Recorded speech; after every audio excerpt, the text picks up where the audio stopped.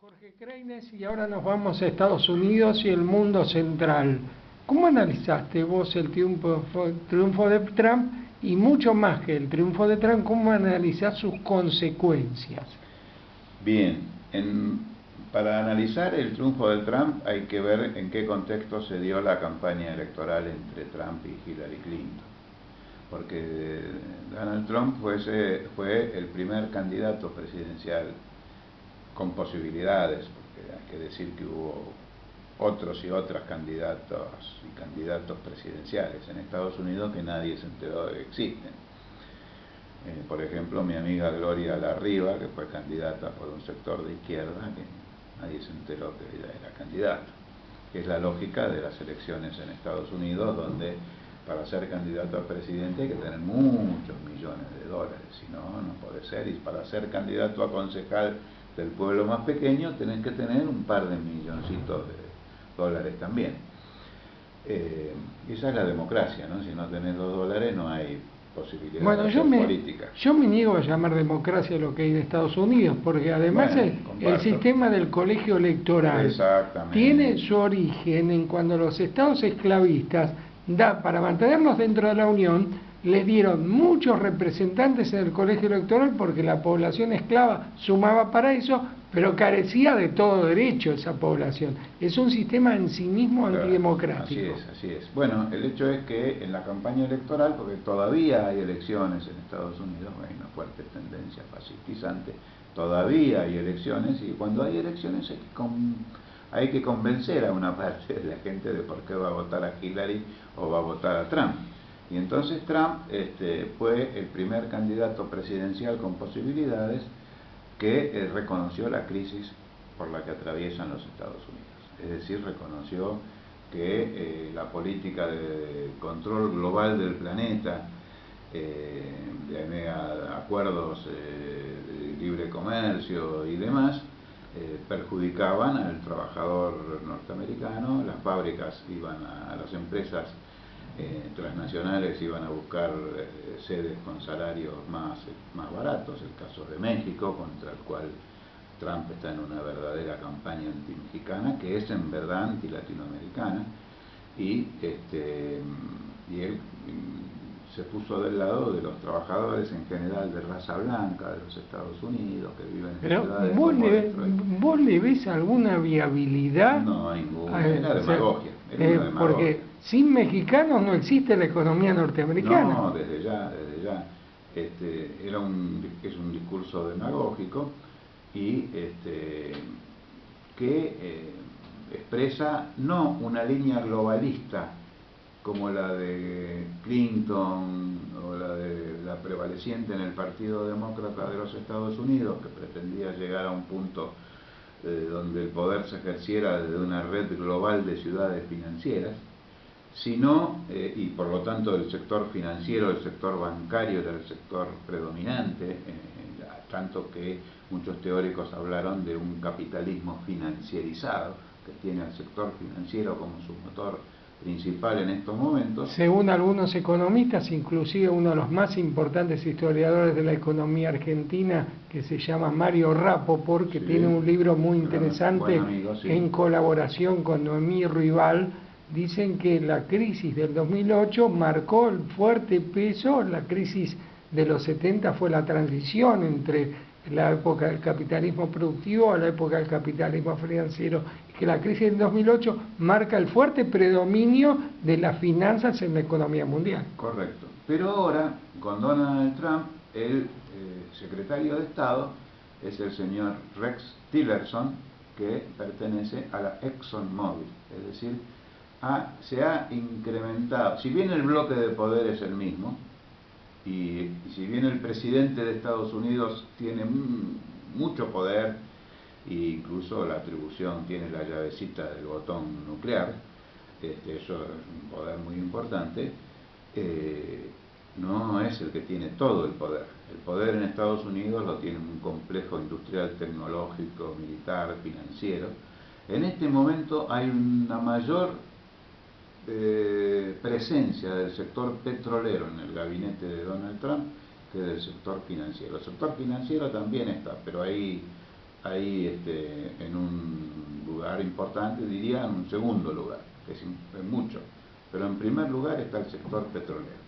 El sector petrolero significa que van a continuar las guerras de cambio de petróleo por sangre en el Medio Oriente, que va a seguir una ofensiva contra Venezuela, y ya un teórico de los comienzos del peronismo en la Argentina dijo que una cosa muy diferente es ser nacionalista en un país oprimido que nacionalista en un país opresor. Es una vieja frase que viene de los primeros tiempos del marxismo del siglo XX. Pero acá la tomó, en este momento la edad me hace... Todos tenemos los problemas propios de la gerontocracia. Recordar aquel libro que leí en su momento de uno de los intelectuales del peronismo. Superemos esta pequeña laguna. Afán de perfeccionamiento. El fondo del tema, que es un nacionalista de un país opresor, es una persona muy complicada, es un enemigo muy duro, y él tiene una política de introspección en la vida interna de los Estados Unidos. Él quiere que las corporaciones vuelvan a los Estados Unidos. Para eso va a tener que bajar el salario, para que esas corporaciones se vean atraídas a volver al territorio norteamericano, y por supuesto seguir con las líneas de agresión. Ya fue bombardeado Yemen, ya se habla de que van a mandar tropas a Siria, porque en Siria la política dirigida por Barack Obama sufrió una derrota gigantesca al ser derrotado y puesto en desbandada el llamado Estado Islámico. Y así como resiste la ofensiva el presidente Maduro en Venezuela, también resiste esa ofensiva Bashir al-Assad en Siria, porque todo el intento de creación del Estado Islámico era para derrocar a ese presidente y que fue financiado por los Estados Unidos. Si lo que quiere hacer Obama es terminar con el Estado Islámico, debería atacar las fuentes de financiamiento interno de los Estados Unidos. Bueno, por ejemplo, el senador John McCain, que pertenece al Partido Republicano, está muy involucrado en la creación del Estado Islámico, y John McCain pertenece al sector republicano que no responde a Trump. Es decir, en Estados Unidos Trump tiene en contra el 90% de los medios de comunicación en este momento. Trump tiene en contra el Partido Demócrata, por supuesto, y tiene en contra por lo menos el 40% del Partido Republicano, si no más. Lo que debe tener seguramente con él son las bases del Partido Republicano. Cierta cultura racista, cierta cultura del American Way of Life en Estados Unidos, pero es un gobierno débil, y es un gobierno que se está pasando facturas internamente. La renuncia reciente del general Flynn, el asesor de seguridad, y de la secretaria de Trabajo. Bueno, eso es una noticia que vos me das. Lo leí hoy, me olvidé de marcar el correo como para darte el nombre. Es una funcionaria de que proviene de una cadena de restaurantes rápidos, como si fuera algo equivalente a McDonald's, donde vos sabés que todos los trabajadores están entre precarizados y esclavizados, y la nombran secretaria de Trabajo, con lo cual equivale que ese funcionario argentino que dijo que despedir gente es como comer y descomer, como diciendo con elegancia, digámoslo con elegancia, comer y cagar. O comer y no comer, ¿no? Descomer quiere decir pasar hambre. No, descomer quiso decir cagar. Claro. Como dijo Berbisky en televisión, unos comen y otros los cagan. Claro. Bueno, entonces es un gobierno que hoy está en una crisis interna. Entonces Estados Unidos, además de su crisis económica, que le ha hecho perder prevalencia en Medio Oriente, por ejemplo, que ahora Trump va a tratar de recuperar por la fuerza, aunque es muy difícil porque va a tener que enfrentarse a un poderío militar de la Federación Rusa, con un dirigente a la cabeza como Vladimir Putin, que supo continuar con el desarrollo militar que tenía la vieja Unión Soviética, pero al mismo tiempo super desarrollarlo en materia tecnológica.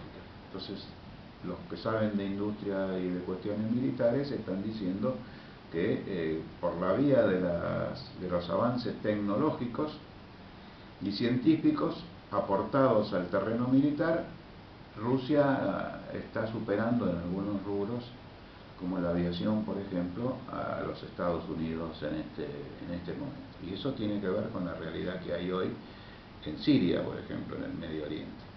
Ahora, en estos últimos días se produjo una reunión muy importante entre las principales autoridades de Rusia, China e Irán, y llegaron a un acuerdo integral que incluye también el plano militar, previendo las consecuencias de las políticas que Donald Trump puede llegar a pergeñar.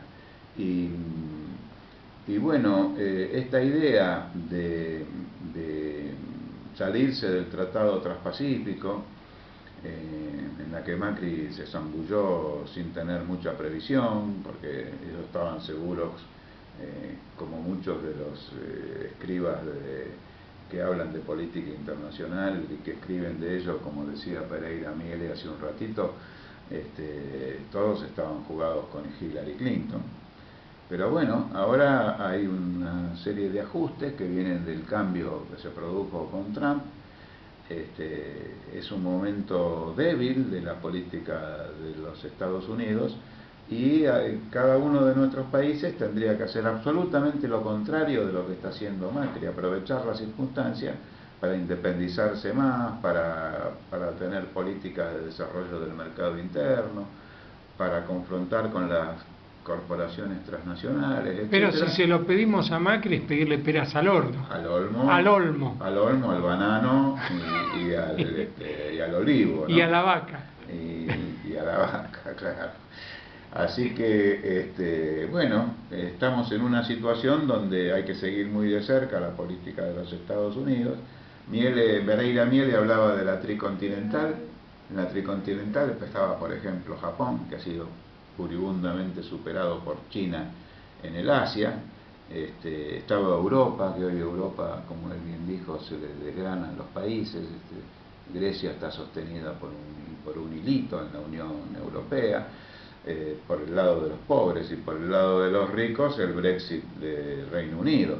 Así que está en una verdadera situación por arriba y por abajo, Europa bastante complicada, y hay un triángulo de poder nuevo en el mundo, pero no es el que conformó Henry Kissinger en aquel tiempo, sino que hoy Estados Unidos, que hasta hace poco era la única superpotencia global, hoy tiene que confrontar, tiene que competir con Rusia y con China, y con la alianza entre Rusia y China. India está acercando a ser la tercera economía mundial. Bueno, India forma parte de los BRICS, y también temer que Brasil forma parte de los BRICS, por más derechista que sea, no puede sacar a Brasil de ese grupo BRICS, porque sería un verdadero suicidio económico.